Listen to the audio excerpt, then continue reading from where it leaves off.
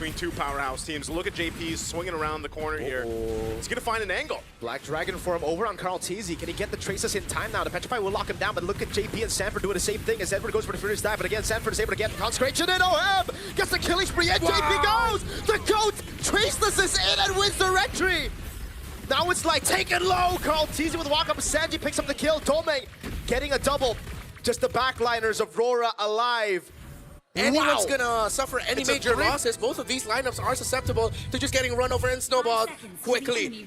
It's the first day of knockouts, our last day in XO Hall. Before we move on over to Tennis Indoor Stadium, welcome to Game 1 of the epic rivalry between Rora and Team Liquid. This one's going to be great. It always is, and now we get to be with them for a best of 3. Hopefully we get 3 games because it's always a great time to watch these two caliber teams battle it out here in the Land of Dawn, and also taking a look at how things are going to play a part. Like I said, for Demon Kite, Baksha is great for being able to roam around, rotate around, but we also have seen a YSS just kind of get out of control if you get that lead. Nothing too crazy early on. Good poking, though. Now taking a look at the emblems. Wow. Pretty much the typical here. We've got, Lethal Ignition for Sanji on that Farsa. I mean, right now, the poke in the mid is just kind of tough to deal with. So Team Liquid, hopefully, a good thing they're not missing out on a lot of minion waves, and Aurora are just focusing on lowering down the health of the members of Team Liquid instead of really freezing them out. Yep. But JP's still here, still getting the vision, meaning that Tlph is still comfortable to just go from orange top side going down to purple. He'll probably get his green camp there with the Beetle, show himself at bot, or just go back straight to through the middle of the map, find a pick off, and then go. Oh, he goes straight to mid. Okay. All right, he goes mid. Again, both these lineups kind of playing around level 4s, being in that position where you either play for the tech charge or play for the kick for the most part, or even when Sanji gets that feathered airstrike, a lot of your damage profile is there. So it's slow and steady, and that's kind of what we expect between these two. Turtle's going to be up here in just a bit, and they'll get the buffs they need. JP going to go for mid at least to try to get a Purify if they can. Oh, he was very low, but he holds on to the Purify now. Mountain Chakra reveals light, but that's Edward jumping in with the Petrify, and will be caught in Mountain Chakra of the GOAT.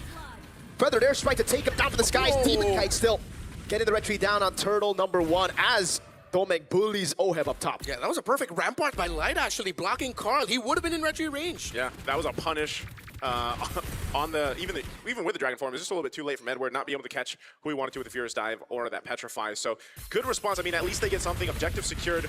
Domeng seems to be doing fine. Whoa, risky moves there, Domeng. That's threading the yo-yo, man, right there. Like, it's not threading the needle anymore, but interesting enough. It's not too much built up for TL, but you do see, of course, you've got the Fury Hammer now on Edward, so wants to go ahead and have that little bit of extra damage. If he does get the Furious Dive or the Petrify off later on, that's respectable damage already, too. Domeng's got his. You've got, what is UA going to go first? Is it going to be, we see a lot of mid laners go for, like, Glowing Wand first, but Kimmy's traditionally, do you go with Glowing Wand? Yeah, I mean, you already got a Baksha. Yeah. Usually it is the Glowing Wand. We'll see if he'll still lean towards that. Or maybe he'd want to go for... Oh yeah, it usually is just a Glowing Wand. Yeah, I think so. Again, both these interesting with the compositions is once if they just kind of duke it out, level up in the lane, or scale up in the lanes, they're fine. Whoa. Interesting. Domeng, instead of going for the Fury Hammer into Sky Piercer, he goes straight for the Hunter Strike, yeah. Yeah, I like that. The last hit. I really like that build, by the way, because on the Granger now, you're not really going to be looking for those early kills, especially when your team is behind. So he adapted. As soon as Aurora lost out on the trade of Turtle number 1, they got it, but they gave out a kill. It was the swap into the Hunter Strike here. I think maybe it was already pre-planned. He's waiting for maybe Turtle 2, 3 onwards where he'll really be active. All right, well, he's got it. He's got a little bit of defense, too, to deal with this. Oheb's quite low, and this Turtle up. They're going to go in position. They know they have a bit of a health advantage anyway, so if JP's giving the information, they'll just blitz the Turtle. Yep. They'll even use a Black Dragon form here. Onto the top side. Petrify going to be locking in. Wow, look at the tech charge as well. Oheb able to stay alive with the Vengeance, but that's going to be Edward jumping in again as Demon Kite comes around with the Shield Unity. A turret gone in the bottom lane for Oheb and JP. Yeah, perfect juggle by Aurora. Clean dive onto JP and Oheb, but at the bottom, they at least balance it out in terms of the tower. So a little bit of a learning experience against SRG. Instead of just going full commit for the Turtles, they're opening up the map while also making sure Oheb has a little bit of protection. Despite him going down, at least you see the intention there. Yeah, that's something you can always count on for TL. You know, if they are going to lose at one side of the map, they're going to take something else, and they'll continuously do that. Now, all this has pretty much even things out. You know, it's not big a lead by all means for TL, but right now the gold lane is definitely going over here to Domeng Kite. Oheb's going to have to wait a little bit longer to be more useful on this EC2. And now at some point, we've seen it with the Grangers, man. You know, when it does pop up and gets picked up, when that Klon is banned through the draft, you see a whole lot of Granger, and usually the Grangers get to shine, and he's right now, he's just guarded really well. He doesn't really have to worry about too much, and he can just have this pressure. I mean, look at Team kind of light right now, just bullying out Oheb and JP up on this top side. They want to take this tier 1 down so they can then focus elsewhere. Yep. This Baksha jungle for Aurora Gaming PH, one of the key picks that led to their domination of MPL Philippines Season 16 for the majority of it. So Liquid is now dealt with just clearing out minion waves, trying to open up the map, and most importantly, making sure that Carl-Tz has Oh! Dominic gets picked off! How did that happen, Senji? Feathered airstrike, I guess, and that's the risk of running Purify when you're up against such artillery, such accurate artillery against the Chef. Yeah, the kick wasn't used at all either from JP, so... It was just a feather airstrike. Yeah, just a feather airstrike. That amount of burst being available. This Turtle's up now. Aurora's got 2 of the 3. We'll see if they're able to get the 3rd one. Carl-Tz is going to start it up, though. Black Dragon form. Yep, they instantly disengage now, but Edward is going to be poked down from the skies. Demon Kai pops into Poison's now. Sanford is able to pop into Consecration and still has a Purify. Fierce not going to be used up. Tech charge! On a 2 by Light! Gets 2 onto the lockup as well. JP survives with 1 HP. Demon Kai with entry now as Sanford gets away just barely. Wow. All right, I thought that would go a little bit better for TL, but what a tech charge from Light. Yeah. And that's what I was saying back in the before we got to the draft. I was like, man, the roamers right now are just having such a massive impact throughout M7 Swiss stage, and it's still going to be the same here day 1 of the knockouts, man. A tech charge or a kick can really change the course of the game, but the great thing about this, there's a kick, speaking of. Yep, with the Dragon with the curtain call now under turret. Edward going to take it very low, taken out Light. Try to save him now, barriering him away, but he can't get the last shot of the turret in. Was way too close, Oheb. Yeah, that would have been bad. Oh no, is he in trouble? I think he is, dude. So much damage, and the Poissons on him. Cross map plays, great mirrors by these two. They really understand each other's rotations and tendencies at this point. It's kind of like they played against each other a couple times. Yeah, you know? it is just like their Wait, are they Filipino? You know, just look at the score and that'll tell you. Basically, the score at the time. Most of the Swiss games we've seen, man, I tell you, it's been hectic. A whole lot of fighting even early on. But this one, and that's kind of what we expected. Like I said with the draft, it's a little bit slower cooking process for both teams in this, but we are just seeing trading happening across the map. It's not really just full force fighting against each other until this Lord comes up in about 30 seconds that we will see that. And if you look at this, again, the lead that Doming has right now, almost 1.5 ahead. Sanford? The barrier again. Pops to Purify with the Consecration. That's a big resource burnt out, man. No Purify for 80 seconds. Yeah, and not a lot of abilities used there by Rora. No ultimates, no battle spells. Lights flickers off because he used it way earlier. So all signs are pointing towards a much more comfortable Lord take for Aurora, but Liquid still definitely within fighting range, as the lead in gold is not too high, but in terms of positioning, Aurora has the advantage. They got a Sky Piercer now available for Doming Kai. He just picked it up. Oheb got the brute force, so a little defensiveness needed for this fight. We'll see how they approach this too. Right now, there's just an advantage that Rora has in terms of, oh no! No Purify, he gets taken out by Doming Kai. Oheb going for the damage over on Demon Kai. Now pops in the curtain call as well as JP goes for the Jikundo, and now Shunpu's away. Gunned down by Yue! That's starting to deal a lot of damage. Good Shunpu out, but look at the HP bars on Rora. Demon Kite and Doming have to recall. They recall, they reset. No team able to go ahead and start this Lord just yet. Sanford will be back up. Purify is still a little bit longer to be on cooldown there. But for the most part, TL didn't utilize much. I mean, they still have their battle spells. They're in good position. So it just shows how close this game is in terms of their power spike, the level that they're able to go ahead and, of course, make these compositions work. So now with everything available, expect TL to be a little more cautious with Light having that tech charge once it's up. He's got the flicker now, too. So there's the green light. They're ready to go. Ooh. Big. Setup. No wings by wings. Rampart now Liquid, use. this is going to be a difficult Lord take as Carl-Tz is still up top. Wait a second. Carl's so far away. JP trying to get an angle here. Sanford has to Purify back up. Let's give the way to Dragon over on Edward. Now with the airstrike stunning him up. Edward getting away with Furious Dive defensively. Now Sanford walks up, but Demon Kite is able to secure the Lord. That's Yue taken down by Sanford! A double! Big mountain shock landing onto his Doming tries to cut away, but Light and Demon Kite are caught in the crossfires of Tlph. Defensive tech charge. Demon Kite caught by the Jikundo as Oheb tears him apart. What a play. I mean, it looked like Carl-Tz wasn't going to get there in time. Yeah, they lost the objective, but they end up getting a couple kills off of it. Now, they still have to clear this out. They're going to take a tier 1 down. Great escape from Light and a Rampart to boot. So it'll keep them in a good defensive position to clear these out and still get ready to march towards with the Lord. Yeah, that was their balancer, the post-objective team fight, and it's something that Team Liquid does often. I know a lot of teams in the Philippines do. If they can't get the Lord, then let's see if you can just get the kills after. That's why JP initiated on this Edward with the kick. They brought him down low, and of course the late entry by Tlph turned into a beautiful mountain shocker. Still, Aurora Gaming PH got to minimize their losses, and now this is just going to be a play for the next Lord as they restructure the map and the minions. You guys get to cast this for like regular season? Yes, sir. Damn. Hashtag blessed. I would say Can I this, move? Hey, Yeah, a lot of there's people whole, would love if you did. There's a whole trading discussion going on. Okay, But maybe we'll get a deal in. maybe there is a deal. You have to ask Womi and the team over there about it. He seems to be the head negotiator. Gotta ask Mirko PH if we can bring in Womi ID. As a great man once said, I got $20. I got $20, man.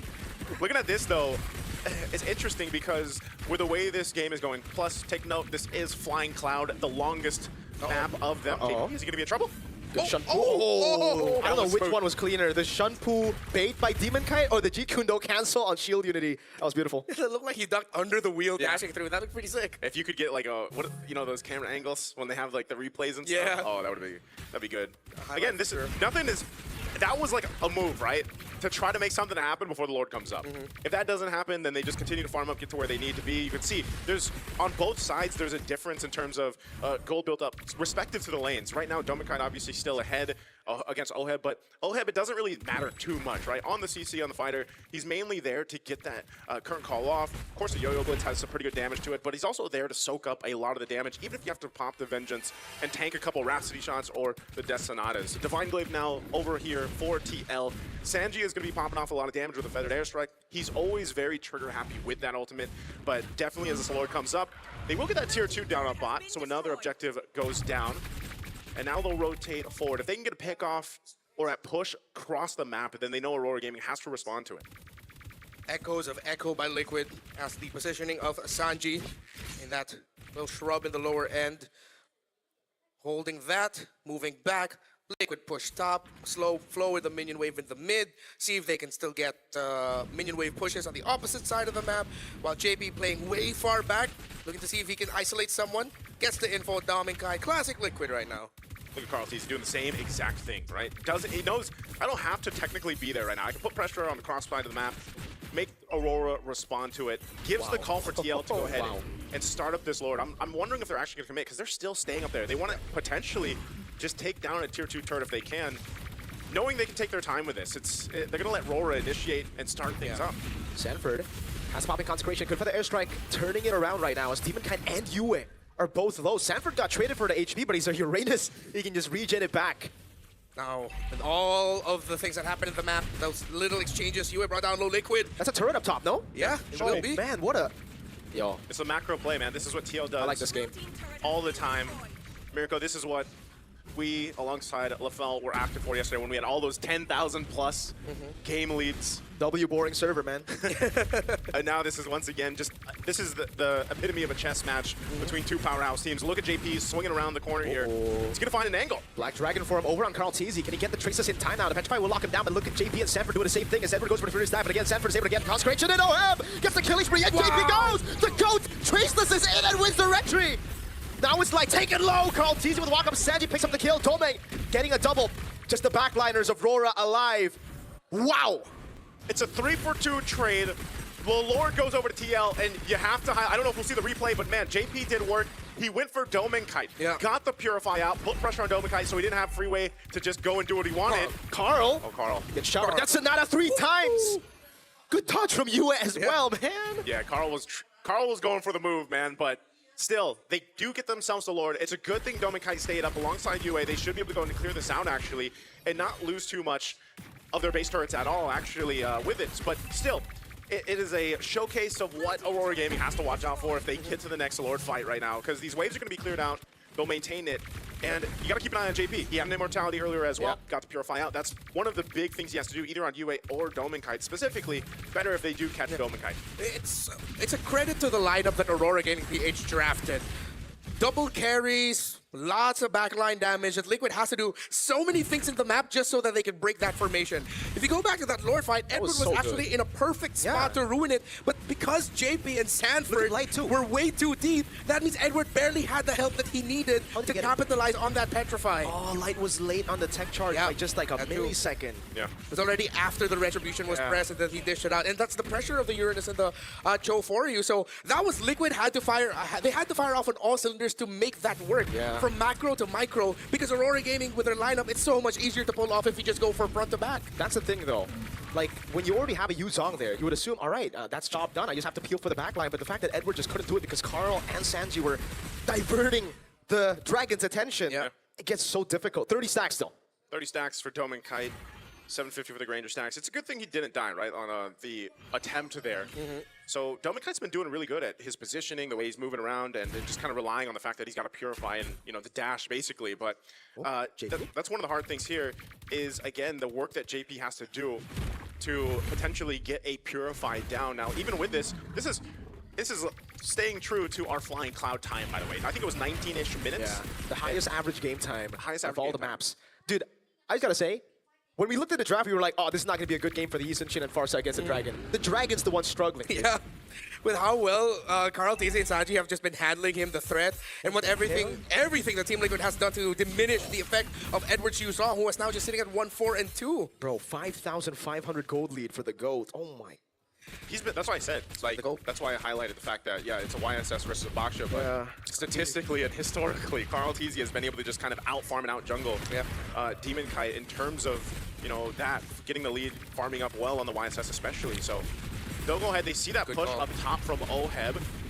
Sanford taking a lot of shots. Yeah, but UA is also taking a lot of shots there. Tech charge missing! Completely whiffing Black Dragon from coming in as Sanford tries to jump in, possibly the consecration of the Purify now, as again, the Dragon at the bottom lane is struggling, has to use a Furious Dive. Sanji able to bait away now for an airstrike. Edward taken down by Carl Tlph, Lord. Not low enough for Rora to force it out. TL have outmaneuvered Aurora Gaming. Demon Kite trying to walk in, but the Dragon kicks him out now. Retreat from Carl, picks it up. JP will lose his immortality. Demon Kite there, like gets an attack charge. Lands it on Sanford. Carl buys an immortality right now, but he is going to be left all alone. Oh, trace this away. Doming Kite gets a double. Is looking for the triple. Oheb will be shut down by Doming, and that's him with a triple.